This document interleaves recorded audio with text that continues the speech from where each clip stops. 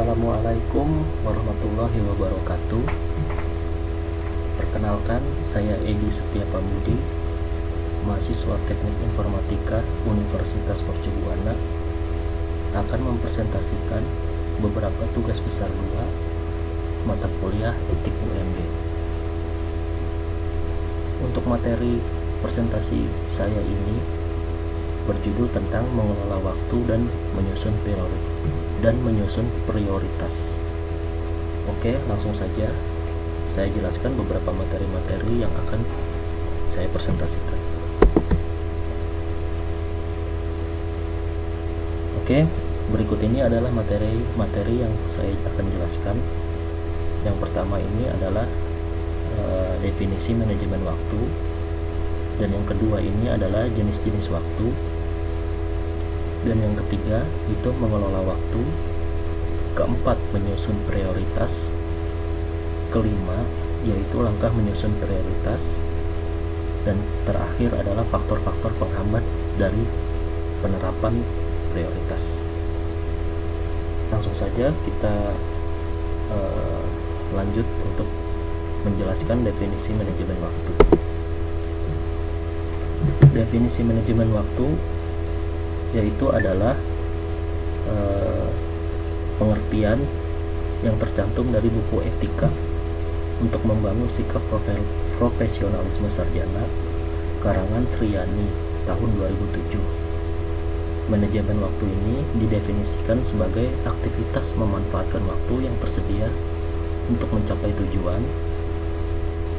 Oleh karena itu, manfaatkan waktu karena waktu tidak dapat diganti atau disimpan atau kembali lagi. Mengingat terbatasnya waktu yang kita miliki dan karena waktu tidak dapat kembali lagi, maka kita perlu belajar bagaimana mengelola waktu agar kita dapat memanfaatkan sebesar-besarnya dari waktu yang singkat ini. Itu yang dilakukan oleh orang-orang besar dalam hidupnya. Yang kedua, ini adalah jenis-jenis dari manajemen waktu. Dikarenakan dalam menjalani kehidupan kita harus melakukan berbagai aktivitas secara bersamaan, maka pemanfaatan waktu dapat dikategorikan dalam 2 jenis. Yang pertama itu adalah waktu yang sulit diatur, dan yang kedua itu adalah waktu yang dapat diatur. Untuk waktu yang sulit diatur, dalam waktu 24 jam sehari terdapat aktivitas-aktivitas yang melekat dalam kehidupan kita dan membutuhkan waktu yang tetap untuk melakukannya. Sedangkan waktu yang dapat diatur, aktivitas kerja manusia dan sebagian waktu pribadi berada dalam kategori waktu yang dapat diatur. Jenis waktu ini dapat dibagi menjadi 2, yaitu waktu puncak di mana semangat dan etos kerja tinggi, dan waktu lembah di mana semangat dan etos kerja rendah. Biasanya pada saat-saat ini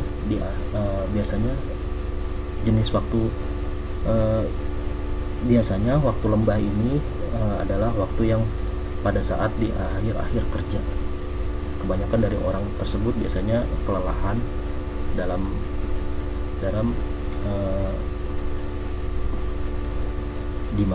kelelahan di mana semangat dan etos kerja mereka menjadi lebih rendah. Yang ketiga itu adalah mengelola waktu. Dalam mengelola waktu agar dapat diatur secara efektif dapat dibuat berdasarkan kondisi umum waktu biologis manusia. Beberapa orang memiliki waktu biologis yang berbeda-beda. Yang paling penting, setiap orang perlu mengenal kapan waktu-waktu puncaknya. Waktu puncak ini dapat didefinisikan sebagai waktu di mana energi kita dalam kondisi puncak, etos kerja tinggi. Maka pada waktu-waktu inilah adalah waktu yang paling baik menyelesaikan pekerjaan-pekerjaan yang sulit dan berat yang membutuhkan konsentrasi tinggi.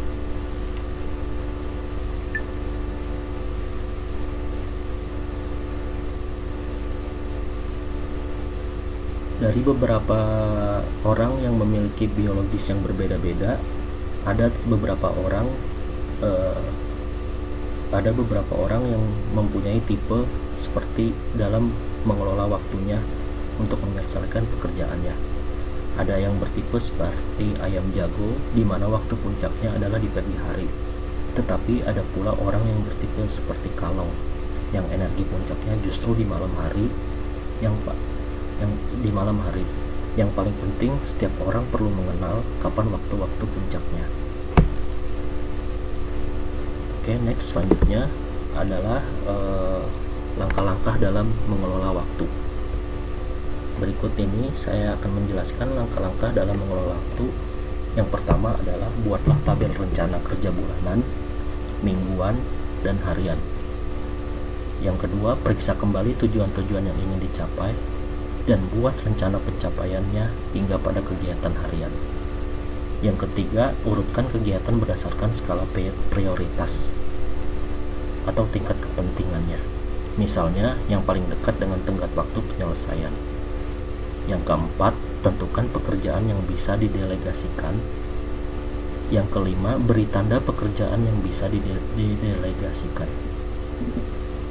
Yang keenam, pindahkan pekerjaan yang belum bisa diselesaikan pada hari berikutnya. Yang ketujuh, 20% dari rencana kerja terlaksana dapat mewujudkan 80% hasil yang diharapkan. Dan yang terakhir, berikan waktu untuk tugas-tugas darurat. Apabila muncul tugas-tugas darurat, evaluasi kembali skala prioritasnya. Berikut ini ada beberapa cara untuk menyusun prioritas. Mengapa kita perlu menyusun prioritas?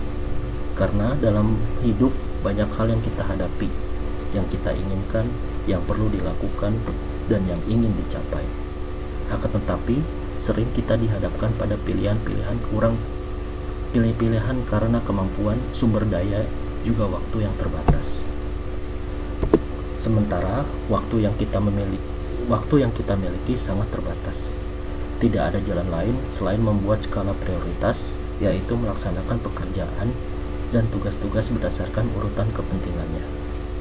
Orang-orang yang berhasil adalah orang-orang yang bisa mengorganisir dari mewujudkan cita-citanya dalam alokasi waktu yang ada. Oke, next selanjutnya langkah-langkah dalam menyusun prioritas.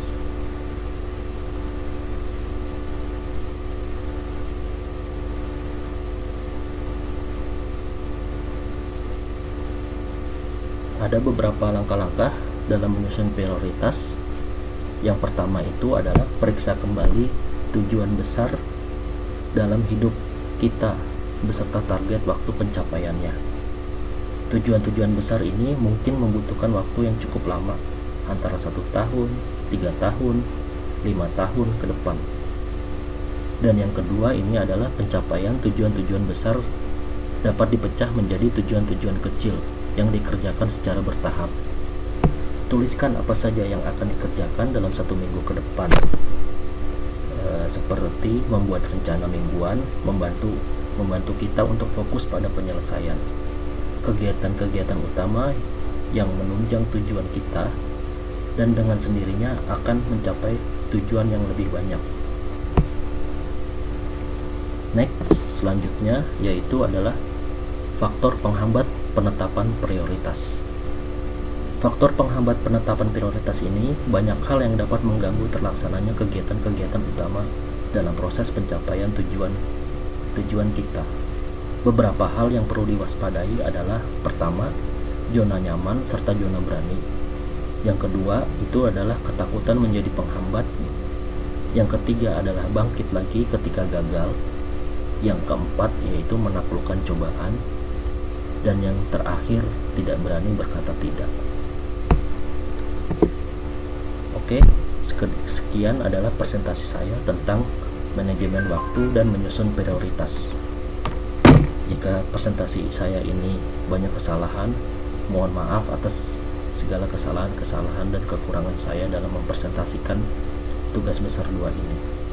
Akhir kata saya ucapkan wassalamualaikum warahmatullahi wabarakatuh.